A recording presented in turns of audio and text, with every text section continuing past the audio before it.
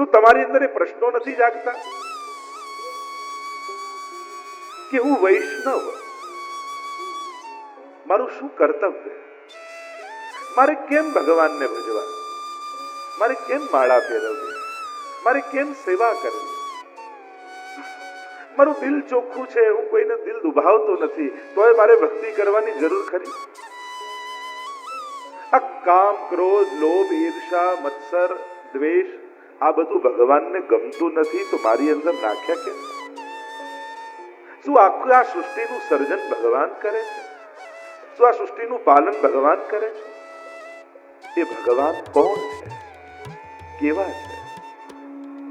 અને ભગવાન જો સુખનો જ દાતા હોય અને બધું જ કરનારો પરમાત્મા જ હોય તો અમારા જીવનમાં દુઃખ આવે છે તો શું એ દુઃખ પણ ભગવાન આપે છે?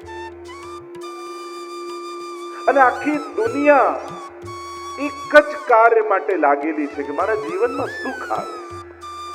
કોને દુઃખ જોઈએ? કોઈને નહીં. છતાંય માણસ દુઃખી કેમ થાય છે? બધું જ જો ભગવાન કરાવતા હોય તો હું પાપ કરું એ પણ ભગવાને કરાવે ન કહેવાય? શું આ બધા પ્રશ્નો તમારી અંદર જાગતા નથી? રોજ બરોજના જીવનમાં જ્યારે ભગવાન વિશે કંઈક પણ વાંચવા બેસો ત્યારે આવા અનેક પ્રકારના પ્રશ્નો જાગે. અને જો તમારા મનમાં આ બધા પ્રશ્નો છે તો આ 7 દિવસની કથા તમારા માટે જ છે. એ નિશ્ચિત તમને કહું છું કે આ 7 દિવસ શિક્ષાપત્રનું શ્રવણ કરશો ને આ બધા જ પ્રશ્નોના ઉત્તર તમને કથામાં મળી જશે. નિસંશયતા સંપાદિત થશે. આ સત્સંગનું ફળ છે. અને એક વસ્તુ સમજી લો, અહીંયા કોઈ વક્તા અને શ્રોતા નથી. અહીંયા આપણે બંને સત્સંગ કરવા ભેગા થયા છે.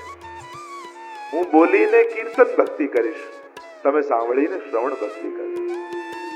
કારણ કે જો વક્તા અને શ્રોતાના પાછા લક્ષણો જોવા જઈએ તો મારામાં કદાચ વક્તાના લક્ષણે પૂરેપૂરા નહીં હોય અને શ્રોતાના લક્ષણ જોવા જઈશું કદાચ તમારામાં શ્રોતાના પૂરા લક્ષણ નહીં હોય.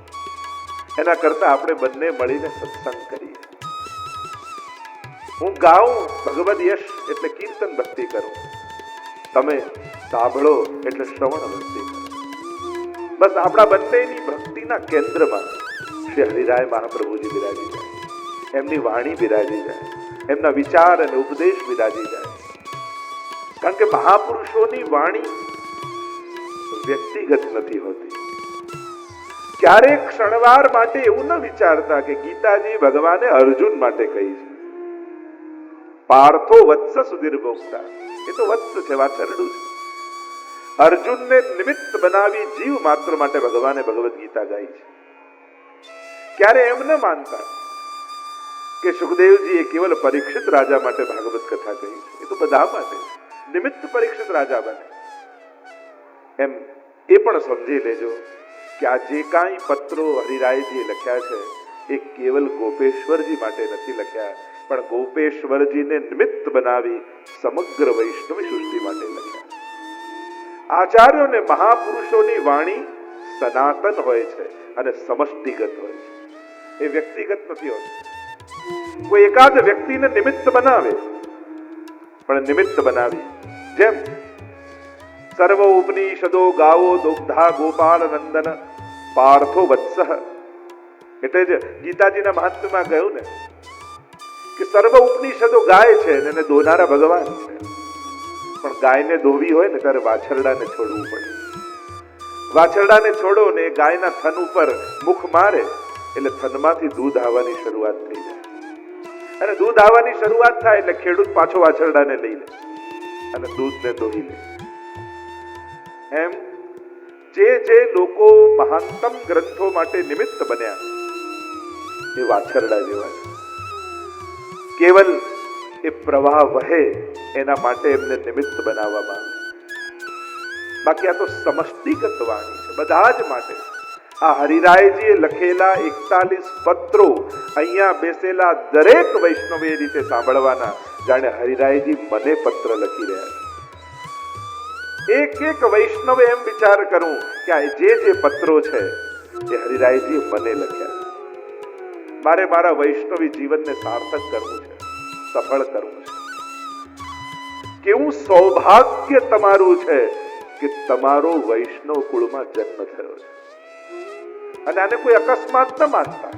ઘણા લોકો એમ માને કે અહીંયા જન્મ્યા એટલે આ માનીએ, ત્યાં જન્મ્યા હોત તો પેલું થાત, આ દેશમાં જન્મ્યા હોત તો આ માને. ના, તમે ગમે ત્યાં જન્મ લીધો હોત તમે વૈષ્ણવ જ થાત. કારણ આ અકસ્માત નથી, આ ભગવાનનું આયોજન છે. અને ગીતાજી એનું પ્રમાણ આપે છે, સુચિનામ શ્રીમતાંગે, કે જેની સાધના અધૂરી રહી ગઈ છે, યોગ ભ્રષ્ટજી. ભગવાન કહે કે એને હું સુચિનામ, એવા પવિત્ર બુદ્ધિ વાળા શ્રીમંતને ત્યાં એને હું જન્મ આપું છું. તમારો જન્મ એક વૈષ્ણવ કુળમાં થયો છે, એ તમારા ગત જન્મના પુણ્યોનું સૂચક છે, તમારા ગત જન્મની ભક્તિનું સૂચક છે. કારણ કે એક જ જન્મમાં નિર્ગુણ ભક્તિની સાધના મળતી નથી. કેટલા જન્મોની ભક્તિ કરતા કરતા આ નિર્ગુણ શ્રી કૃષ્ણની આ નિષ્કામ પુષ્ટિ ભક્તિનો તમને અધિકાર મળ્યો. અને એટલા માટે આ અકસ્માત નથી, આ ભગવાનનું આયોજન છે. તમે ભાગ્યશાળી છો કે એવા કુળમાં તમને જન્મ મળ્યો કે જ્યારે તમે બોલતા થયા તો તમને પહેલા જય શ્રી કૃષ્ણ બોલતા શીખવાડ્યું. તમે જોતા થયા તો તમને પહેલા 1.5 મહિનાના થયા તો લઈ ગયા હવેલી અને ઠાકોરજીના દર્શન પહેલા કરાવવામાં આવ્યા. તમે સાંભળતા થયા અને 1.5 મહિને ખોળામાં લઈ તમારા માતા પિતા વલ્લભકુળ પાસે લઈ ગયા અને તમારા કાનમાં શ્રી કૃષ્ણ શરણમ મમાનો મંત્ર બોલવામાં આવ્યો. તમને આવું સૌભાગ્ય મળેલું છે કે તમારા જીવનની શરૂઆત ભગવાન થકી થઈ છે. વિચાર કરો, નહીં તો ક્યાંક એવી જગ્યાએ જન્મ્યા હોત કે જ્યાં મા બાપમાં જ ભક્તિ ન હોત, એ કુળમાં જ ભક્તિ ન હોત, તો આજે કદાચ તમારી અંદર ભક્તિના જે સંસ્કારો છે એ ના હોય. સૌથી પહેલું સૌભાગ્ય તમારું એ છે, એવી વ્યવસ્થામાં ભગવાને તમારો જન્મ આપ્યો છે કે જ્યાં ભગવાનની ભક્તિ સુગમ છે. આ બહુ મોટી વાત છે. એવા અનુકૂળ વાતાવરણમાં જન્મ મળવો જે આપણા જીવનના કેન્દ્રમાં ભગવાન હોય, તો એ સૌભાગ્યની વાત. તો મૂળ વાત જે કરી રહ્યો છું કે શિક્ષાપત્ર જેવો ગ્રંથ, એમાં ગોપેશ્વરજી નિમિત્ત બન્યા છે, એની કથા આપણે જોઈશું. અને કદાચ સીધું શિક્ષાપત્ર ખોલીને વાંચવા જાઓ તો કદાચ અઘરું લાગે, કારણ કે સંસ્કૃત ભાષામાં છે. બહુ કથાઓ કે સ્ટોરીઓ એમાં નથી, વાર્તાઓ નથી, સીધા ઉપદેશો છે. અહીંયા ઉપદેશ છે, આદેશ છે, સંદેશ છે, સૂચના છે, સલાહ છે, સંકેત છે. સંવાદના જેટલા પાસાઓ હોય એ બધા જ તમને શિક્ષાપત્રમાં મળશે. ક્યાંક ઉપદેશ, ક્યાંક આદેશ, ક્યાંક સંદેશ, ક્યાંક સલાહ, ક્યાંક સૂચક, ક્યાંક સંકેત. પણ આપણે જ્યારે વાંચન કરતા હોઈએ ત્યારે ગુરુના દરેક ઉપદેશને આપણે તો આદેશ રૂપે જ સ્વીકારવાનો રહ્યો. કારણ કે ક્યાંય શાસ્ત્રોમાં ગુરુની સલાહ એવો શબ્દ નથી. જેમ આપણે ડોક્ટરની સલાહ લેવા જઈએ, વકીલની સલાહ લેવા જઈએ, પણ ગુરુની એડવાઇસ એવો વર્ડ ક્યાંય તમને એવો શબ્દ જોવા નહીં મળે. ગુરુ આજ્ઞા કહીએ. કારણ કે સલાહમાં તો પાછું આપણે જ નક્કી કરવાનું હોય કે આ કરવું કે ન કરવું. પણ ઉપદેશ અને આદેશ એને તો 100% પાળવાના જ રહ્યા. અને એટલા માટે 7 દિવસ હરિરાયજી બોલશે અને આપણે સાંભળીશું.